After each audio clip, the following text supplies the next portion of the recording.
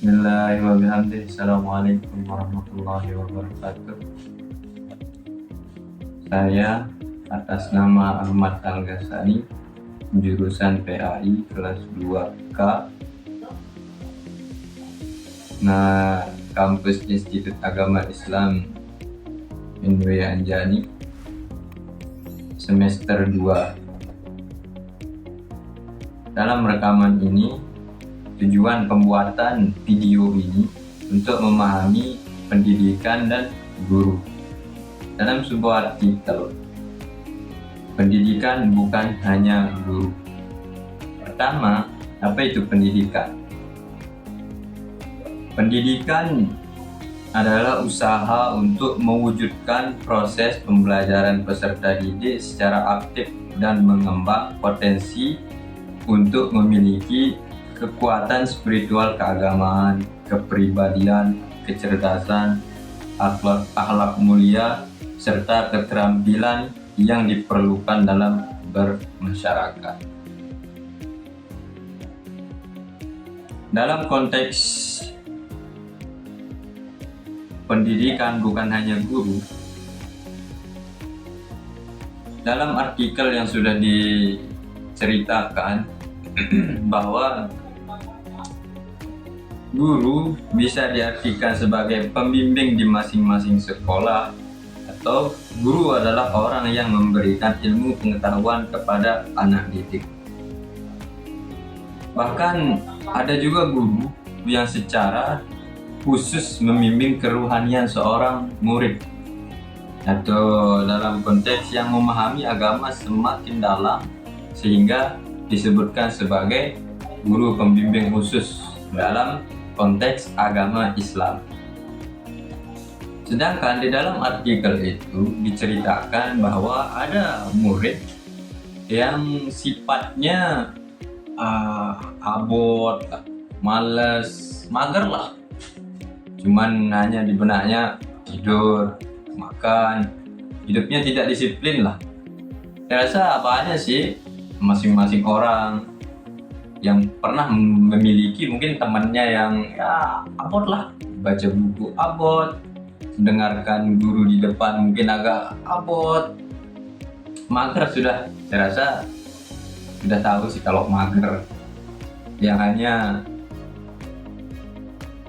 satu dua cuman tidur, makan, tidak jauh beda kalau disamakan dengan hewan sih, tapi kurang bagus. Ada si hewan kan cuma begitu, hewan berjalan. Ada seorang murid yang di dalam dirinya, karena background pertama, penyebab kedisiplinannya kurang, malas belajar kurang, yang ada hanya tidur dan uang jajan, karena didikan dari kedua orang tuanya yang pertama. Makanya dalam artikel itu, pendidikan bukan hanya guru. Berarti pendidikan itu yang pertama disebut dalam istilah agama madrasah pertama. Adab madrasah ula, yang pertama seorang murid atau anak itu tetap kepada orang tuanya, kedua orang tuanya. Jadi kedua orang tuanya mendidik dia dari masih dia tidak bisa berjalan, belajar merangkak, semuanya. Pendidikan yang pertamanya itu adalah orang tuanya. Namun dari artikel itu, si anak ini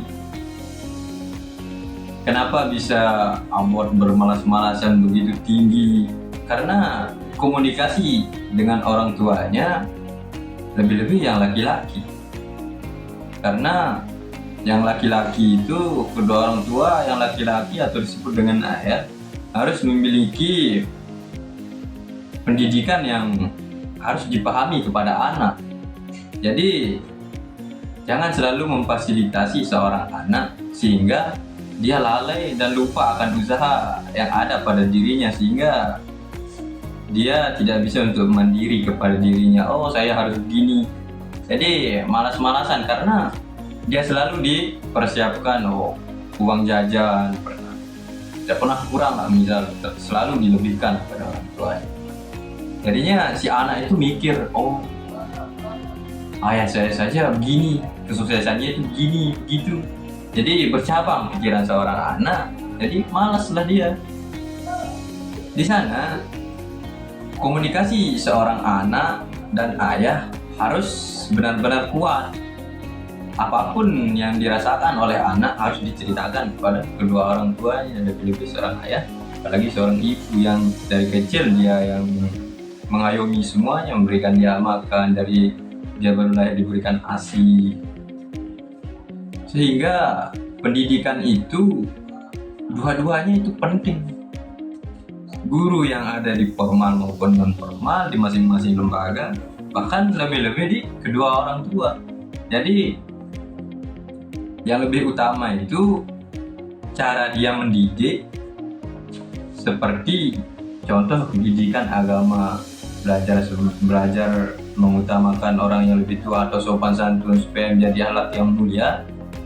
Jadi guru juga atau pendidik lah ya, pendidik itu tidak mesti didapatkan di dalam lembaga-lembaga sekolah-sekolah yang lain. Jadi yang lebih utama itu ke kedua orang tuanya, gimana cara dia berkomunikasi, gimana cara dia berkata-kata kepada orang yang lebih tua, sehingga sopan santunnya jalan, sehingga si anak ini diberikan motivasi oleh seorang ayah bahwa kamu harus begini. Ya, lebih-lebih dia laki-laki, kamu harus begini supaya nanti kesuksesan ada gambarannya. Walaupun si anak di dalam artikel itu usahanya itu seolah-olah tidak ada, dia hanya tidur, makan, seolah itu jalan untuk menempuh kesuksesan. Walaupun kesuksesan itu benar-benar diraih oleh orang-orang yang bersungguh-sungguh. Kesuksesan yang sering kita dengar di masyarakat sana, ya ini masyarakat awam ya, bukan masyarakat yang ada pendidikannya lah, dari mulai jenjang TK, SD sampai ke jurusan yang paling tinggi, sekolah-sekolah yang paling tinggi. Tentu orang-orang awam itu memandang, oh si fulan sudah sarjana misalkan, ya sarjana, terus dipandang, oh jadi guru penghasilan dia sekian. Jadi tolak ukur kesuksesan bagi seorang awam lah ya, saya hitung awam lah, karena dia selalu mengukur dengan sistem keuangan. Jadi 1 bulan penghasilan sekian, jadi dosen, oh dipandang, oh jadi yang dia pandang bukan ilmunya, malah yang dia pandang itu satu nominal yang 1.000, 2.000, itu sesuatu yang mohon maaf ya, bullshit sih ya, mohon maaf sih, karena itu saya rasa bukan hukum alam tapi hukumnya orang bodoh ya. Itu sesuatu yang saya kurang setuju, bahwa seolah-olah kesuksesan harus diraih dengan orang yang berilmu tinggi saja. Seolah-olah, oh ada yang tamatan SMA, kerja dia begini, dapat nasib jadi begini, dapat nasib jadi anak negara atau pegawai negeri, dapat aset, itu yang dihitung sebagai kesuksesan oleh orang-orang awam. Dia tidak tahu sebagaimana beratnya waktu dia masih membawa tas kesana kemari untuk mendapatkan ilmu. Ya itu suatu usaha yang luar biasa. Sama kayak kasus yang di artikel itu, seolah-olah guru mengajarkan dia untuk selalu berusaha untuk mencari ilmu, karena cuma ilmu yang bisa mengangkat derajatnya manusia, sehingga bisa memberikan kepada semua masyarakat bahwa oh ini hak, contoh kecilnya ini hak yang dibatil. Kalau antum mengerjakan ini sanksinya begini. Kalau antum mengerjakan ini, oh ini akan bisa abadi dilihat oleh semua orang. Jadi makanya guru itu tidak bisa diukur jasa-jasanya. Jadi bersyukurlah kalau masih ada benih-benih guru yang benar-benar tulus lah memberikan ilmunya, cara-cara untuk supaya si murid benar-benar dalam menuntut ilmu itu. Jadi kembali ke kesuksesan yang tadi, jangan terlalu memandang bahwa orang-orang yang orang-orang yang dipandang sukses hanya karena uang, bukan, terlalu rendah. Yang dipandang ilmunya. Jangan pandang walaupun dia contoh lah tinggi sekolahnya, ya tapi ilmunya masih sekian-sekian. Jadi ukurlah dengan ilmunya, bukan dengan uangnya atau nominal yang ada. Karena uang itu atau yang kita cari dengan jerih payah kita sendiri itu amatlah nikmat. Jadi kesimpulan tentang artikel yang ada yang dikirimkan oleh dosen, menurut saya yang kurang dari artikel itu, pertama didikan dari kedua orang tua, yang kedua menyadari bahwa untuk menyadarkan seorang anak untuk merubah dia menuju jalan yang lebih baik, kadang perlu memahami sesuai dengan ya seperti zaman sekarang juga sih. Ada anak begini ya, kadang yang namanya anak ya, mungkin ya masih MA atau MTS, ya masih mementingkan ego mereka kan, tuh kenikmatan, oh saya ngumpul begini, uang saya banyak, dia ngerasa sudah seolah-olah itu aman dengan waktu-waktu yang akan datang. Jadi untuk menyadarkan hal itu perlu diberikan suatu pelajaran tentang agama sedikit demi sedikit. Karena bagi saya hakikat pendidik yang sebenarnya itu tetap Allah dan Rasulullah. Jadi begitu generasi setelah kewafatannya Nabi, seperti yang diterangkan di dalam Al-Quran, penerus generasi para Nabi itu ulama warasatul dia. Di sanalah diserahkan bagaimana cara dia memandang agama, bagaimana cara dia memandang kewajibannya di dalam agama, sehingga si anak ini pelan-pelan akan dirubah oleh Allah dengan kebiasaan baiknya di dalam mentaati peraturan agama. Di sana dia akan diberikan oleh Allah suatu cahaya hidayah untuk selalu mendorong mereka untuk terus berusaha menuntut ilmu.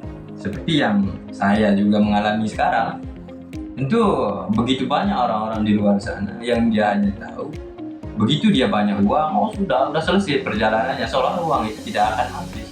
Sedangkan kalau dibedakan uang dengan ilmu, jauh beda. Uang ini bedanya kita yang jaga, kalau ilmu yang jaga kita. Itu bedanya kalau di saya secara pemikiran sederhananya.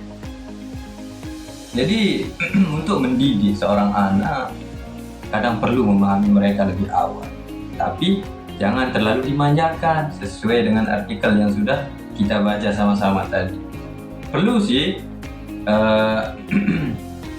untuk menyadarkan seorang anak atau murid bahwa dia itu harus begini dalam artian mempersiapkan dia untuk menuju jalan-jalan yang akan membawa dia kemana, selalu memberikan kebaikan kepada sesama dengan ilmu yang sudah ada, yang didapatkan dari sekolah-sekolah, mulai dari sekolah dasar sampai ke sekolah-sekolah tinggi. Lanjut ke guru yang tadi, ada juga guru yang saya sebutkan tadi, guru pembimbing rohani. Untuk masuk ke guru yang di sana, memang guru yang ini agak khusus, karena di artikel itu pendidikan bukan hanya guru. Jadi ada guru-guru yang ilmunya sangatlah banyak, seperti yang guru pembimbing rohani menyampaikan langsung menusuk ke kolbunya masing-masing. Ada suatu hadis dalam ucapannya Rasulullah, sampaikanlah olehmu walaupun hanya sepotong ayat. Qaligani warokana ri'al ayat. Bahasa Rasulullah. Maka guru ini memberikan contoh sesuai yang ada pada Rasulullah. Itulah enaknya orang yang sudah diberikan pembimbing rohani yang seperti ini. Namun si murid dan anak apabila mempelajari atau lebih mendalam tentang guru yang saya sebutkan tadi, yang paling utama dia harus berbakti pada kedua orang tuanya. apapun yang dia tuntut, entah ilmu apapun itu, ilmu agama, ilmu umum, tapi dia kurang bagus hubungannya dengan orang tuanya, maka tidak ada keberkahan di dalam hidupnya. Ya, itulah kira-kira dari saya, lebih kurangnya mohon maaf. Akhirul kalam, wassalamualaikum warahmatullahi wabarakatuh.